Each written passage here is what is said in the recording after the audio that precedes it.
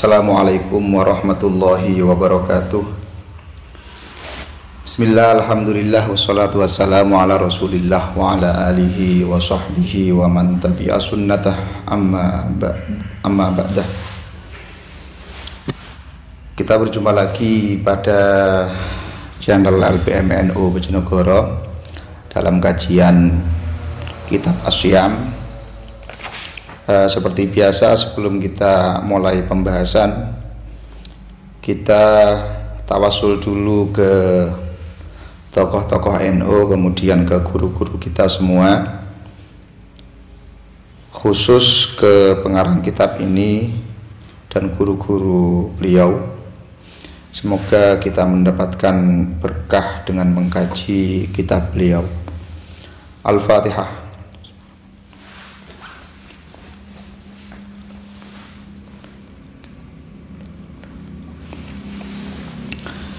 Bismillahirrahmanirrahim. Wa min fadailihi ma rawahul hakimu an Ka'b bin Ujrata radhiyallahu anhu annahu qala Rasulullah sallallahu alaihi wa alihi wasallam uhdurul mimbar fahadarna falamma irtaqa darajatan qala amin falamma irtaqa darajatan tsaniyah qala amin falamma irtaqa darajatan tsalitsah qala amin. Pada kesempatan ini kita membahas kelanjutan dari kemarin, yakni keutamaan dari bulan Ramadan, di mana keutamaan dari bulan Ramadan banyak kemarin disampaikan. Selanjutnya, keutamaan dari bulan Ramadan adalah hadis yang diriwayatkan oleh Imam Hakim, riwayat dari Ka'ab bin Ujrah radhiyallahu anhu, bahwa Kanjeng Nabi bersabda di dalam hadisnya, uhdurul mimbar. Kanjeng Nabi memerintahkan para sahabat untuk mendekat ke arah mimbar. Kemudian para sahabat mendekat ke arah mimbar. Pada waktu Kanjeng Nabi naik ke telundaan, ke anak tangga, Kanjeng Nabi berucap dengan ucapan amin. Lantas Kanjeng Nabi naik lagi ke anak tangga selanjutnya, yang kedua. Kemudian Kanjeng Nabi juga berucap amin. Ketika Kanjeng Nabi naik ke anak tangga ketiga, beliau juga berucap amin. Falamma nazala qulna ya Rasulullahi laqad sami'na minkal yauma syai'an ma kunna nasma'uhu. Kemudian setelah Kanjeng Nabi turun dari mimbar, sahabat bertanya kepada Kanjeng Nabi, Kanjeng Nabi, sungguh kita mendengar dari panjenengan hari ini sesuatu yang tidak pernah kami dengar sebelumnya. Ini pertanyaan sahabat kepada Kanjeng Nabi. Kanjeng Nabi menjawab, faqala sallallahu alaihi wa alihi wasallam, inna Jibril alaihi salam aradoli. Aradon itu tafsirannya ayatani. Faqala ba'da man adraka Ramadan falam yughfar lahu. Qultu amin. Ay abadallahu man adraka syahr Ramadan faqassara fil ibadah wat taubah hatta qada syahru walam tughfar lahu dunubuhu. Kanjeng Nabi menjawab pertanyaan dari sahabat itu bahwa malaikat Jibril mendatangi Kanjeng Nabi. Kemudian malaikat Jibril berdoa, semoga orang yang menemukan Ramadan, artinya diberi kesempatan oleh Allah menemui Ramadan, kemudian dosanya tidak diampuni oleh Allah, didoakan oleh malaikat Jibril agar dijauhkan dari rahmatnya Allah, agar dijauhkan dari rahmatnya Allah. Ini kemudian Kanjeng Nabi mengamini doa dari malaikat Jibril itu. Amin, kata Kanjeng Nabi. Masya Allah. Jadi ketika kita diberikan kesempatan oleh Allah untuk menemui bulan yang mulia, yakni bulan Ramadan, kok di akhir Ramadan dosa kita tidak diampuni, maka kita termasuk orang-orang yang di dalam doa ini, yakni dijauhkan dari rahmat Allah. Naudzubillahi min dzalik. Maka kesempatan itu kalau sindiran Kanjeng Nabi dalam sebuah hadis yang lain, nikmatani maghbunun fihi ma katsirun minan nas as-sihhatu wal faragh. Ada dua nikmat yang manusia itu banyak lalainya, yakni pertama adalah nikmat sehat. Maka ketika orang itu diberi nikmat sehat, itu banyak lalainya. Orang akan ingat kepada Allah kalau kesehatan diambil oleh Allah. Maka selagi kita sehat, nikmat ini kita gunakan sebaik-baiknya. Kita syukuri nikmat ini dengan melakukan ibadah kepada Allah. Kemudian nikmat yang kedua adalah nikmat faragh, yakni kesempatan. Banyak sekali orang yang lalai atas nikmat ini, padahal kesempatan ini tidak pasti datang dua kali. Maka ketika Allah memberikan kesempatan kepada kita, itu artinya Allah memberikan nikmat kepada kita.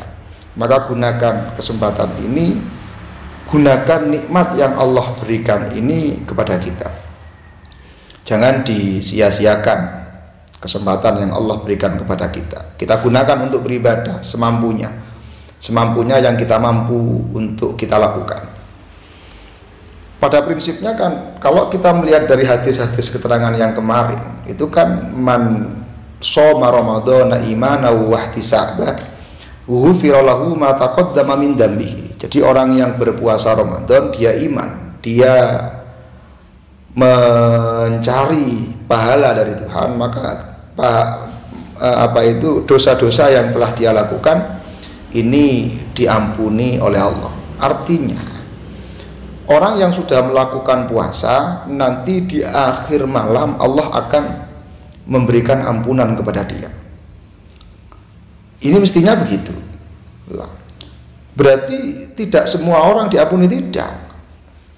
Artinya tidak itu hanya orang-orang tertentu saja yang memang mendapat ampunan dari Allah.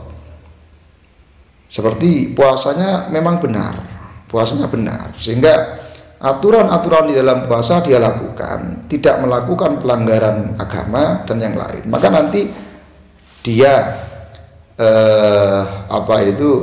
di akhir malam Ramadan akan mendapatkan ampunan dari Allah Subhanahu wa taala.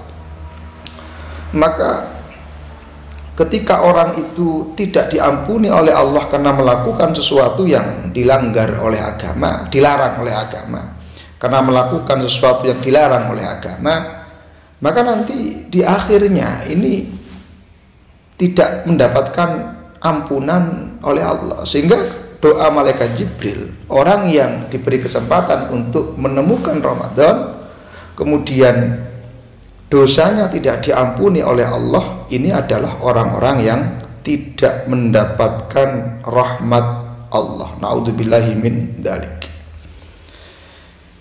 Kemudian selanjutnya, pada waktu, saya ulangi lagi, ketika malaikat Jibril berdoa semacam itu, Kanjeng Nabi langsung berucap amin, yakni amin, semoga Allah menjauhkan rahmatnya dari orang-orang yang menemukan bulan Ramadan, kemudian dia ceroboh melakukan ibadah dan ceroboh di dalam taubatnya, sampai Ramadan itu habis dia tidak mendapatkan ampunan. Ini loh. Jadi ya Allah, jangan sampailah kita termasuk orang-orang yang ceroboh di dalam ibadah. Jangan sampailah kita termasuk orang-orang yang ceroboh di dalam taubat, sampai nanti Ramadan habis ternyata dosa kita masih ada, ternyata dosa kita tidak diampuni oleh Allah. Jangan.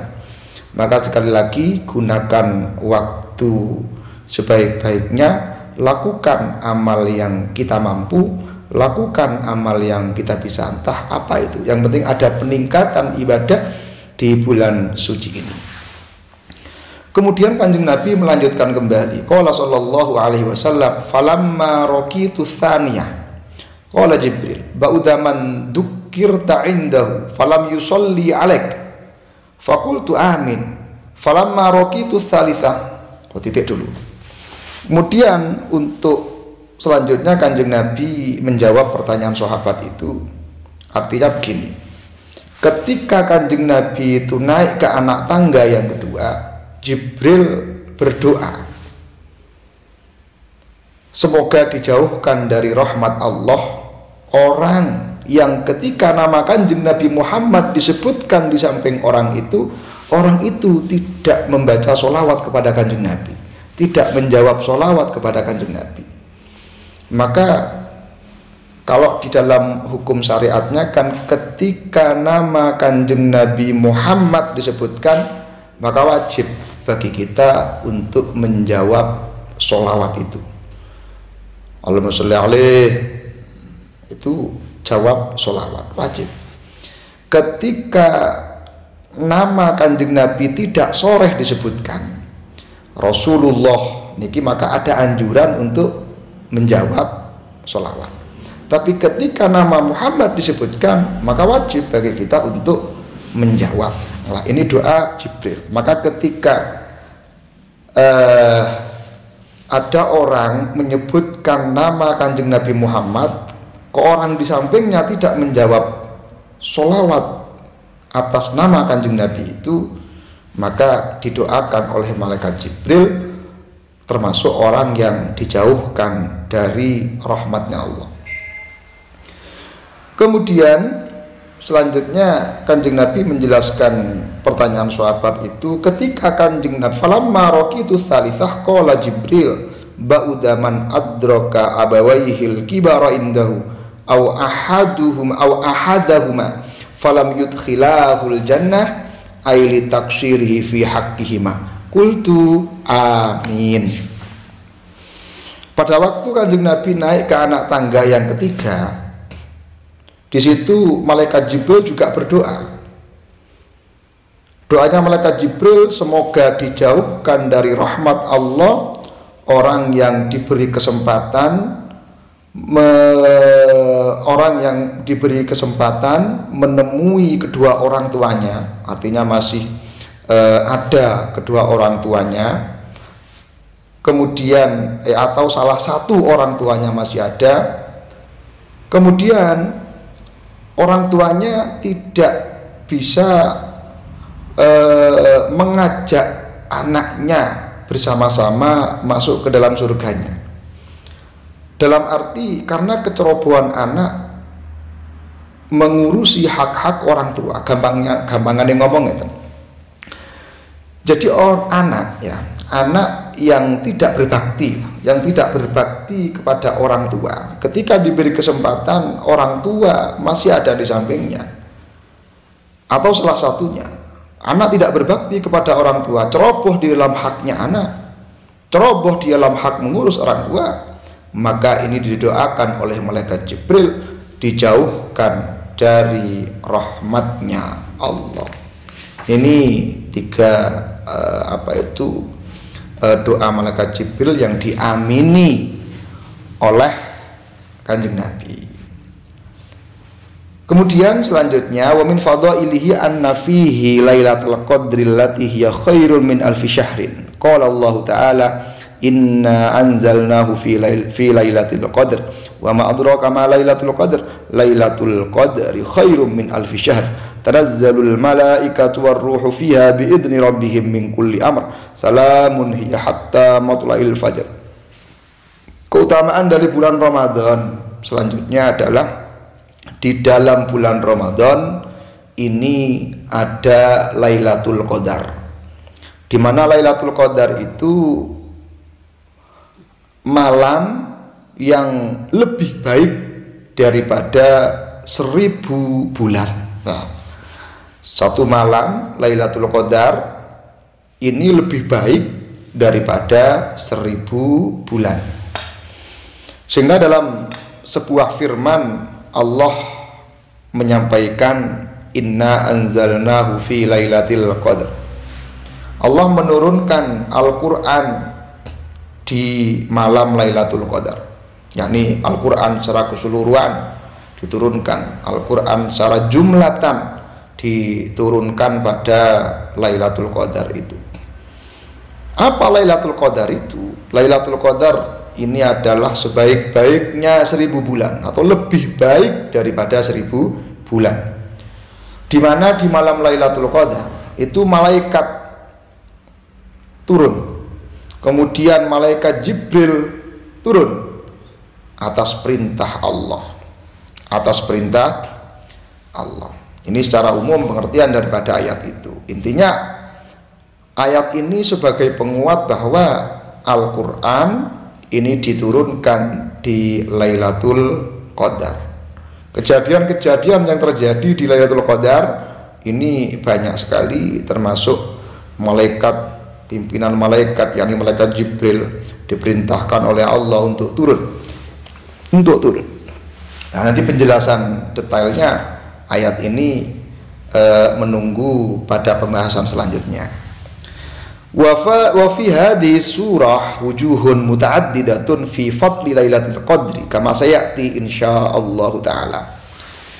Seperti yang saya janjikan tadi, pembahasan detailnya ini menunggu pembahasan selanjutnya. Yakni banyak sudut pandang tentang keutamaan Lailatul Qadar itu. Sudut pandangnya banyak terkait dengan ayat yang tadi saya baca. Banyak sekali dipandangnya. Kama sayati insyaallah. Nanti penjelasannya di belakang insyaallah ada.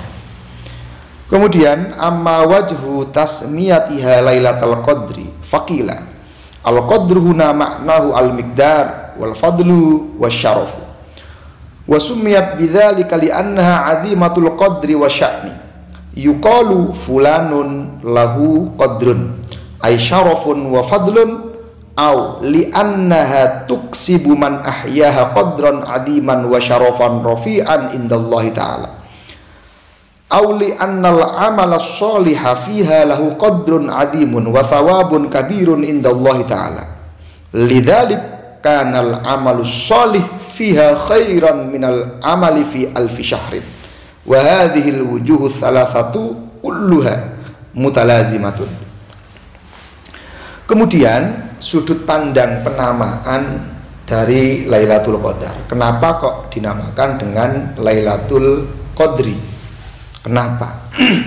Ada beberapa pandangan ulama. Satu berpendapat bahwa Al-Qadru, yang dimaksud Al-Qadru dalam pembahasan kita Lailatul Qadar itu maknanya adalah pangkat atau derajat dan juga keutamaan dan kemuliaan.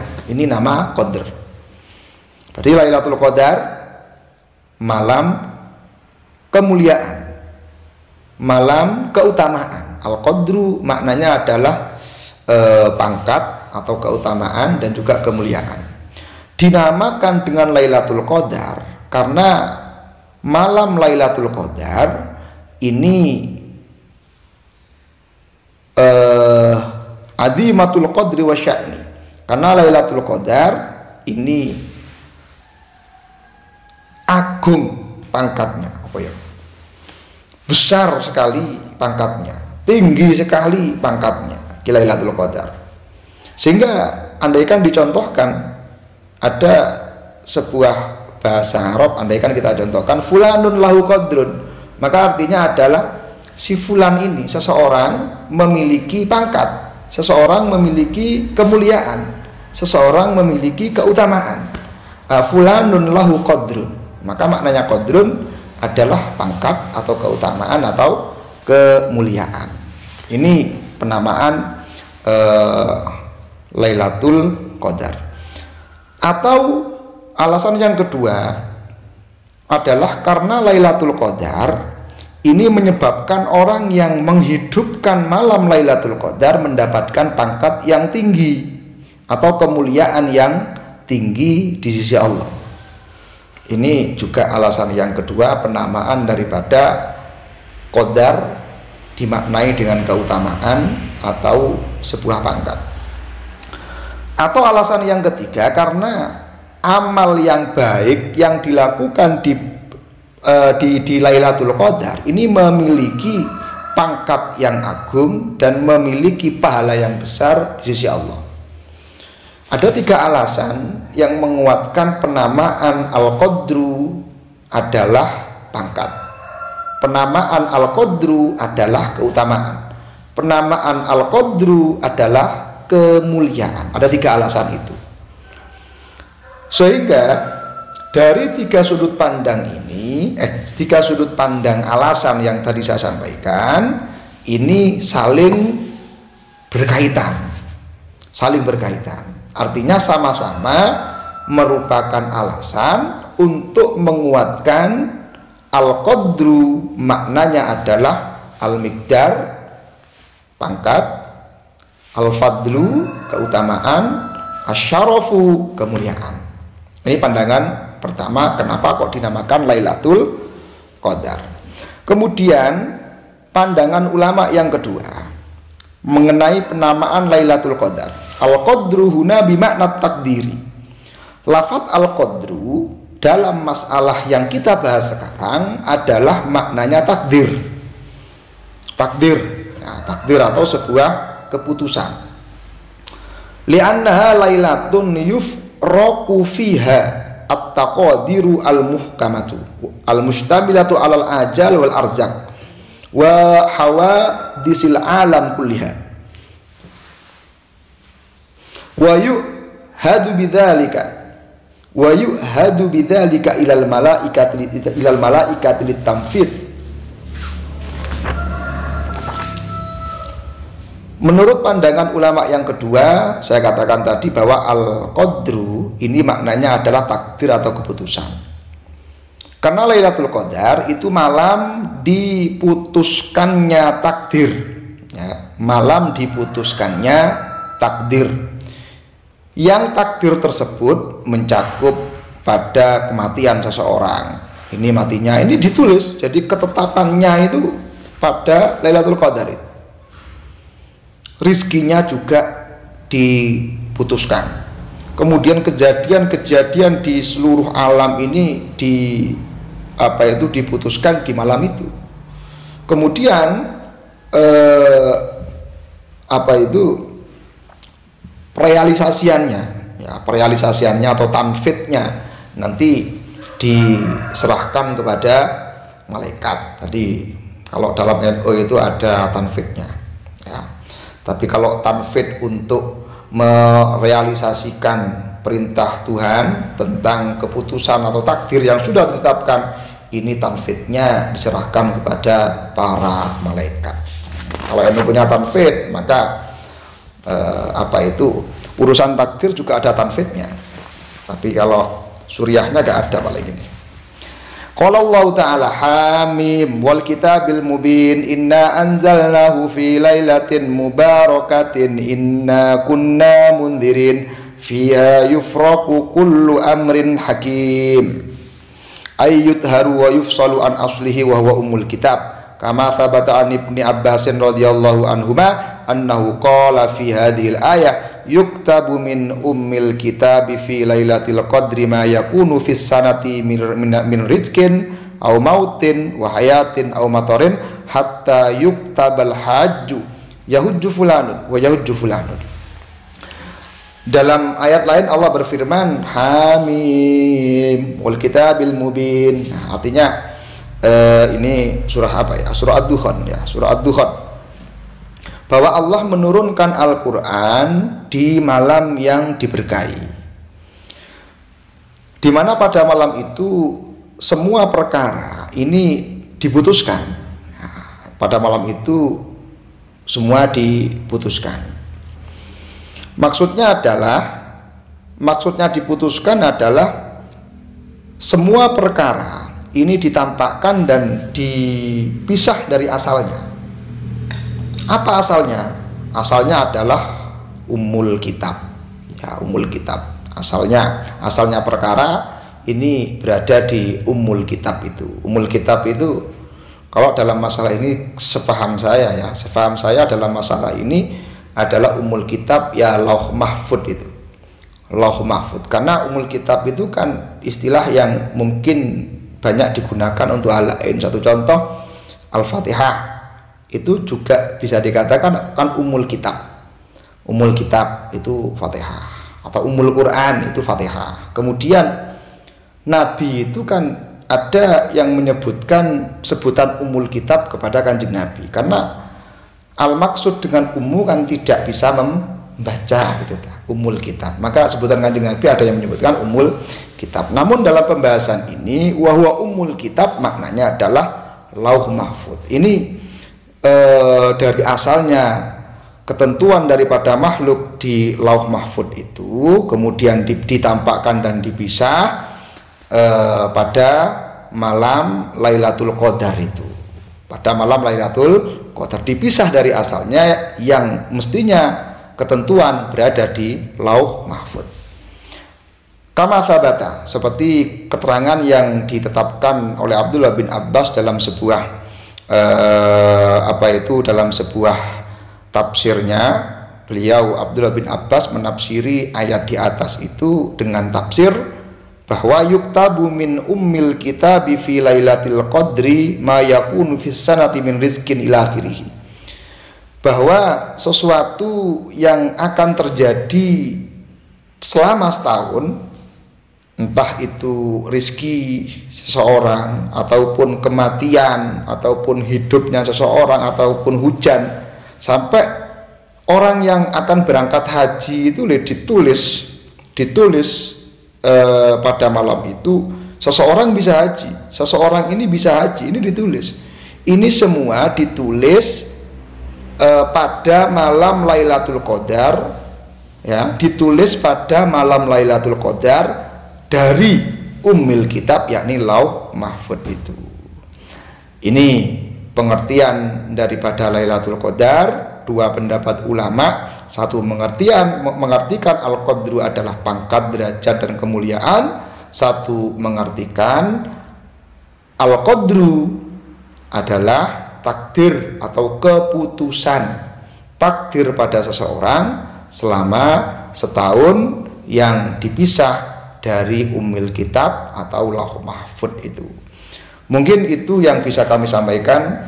Selanjutnya mengenai Lailatul Qadar lebih gamblangnya, lebih jelasnya pada pembahasan selanjutnya, ada pembahasan lebih detail.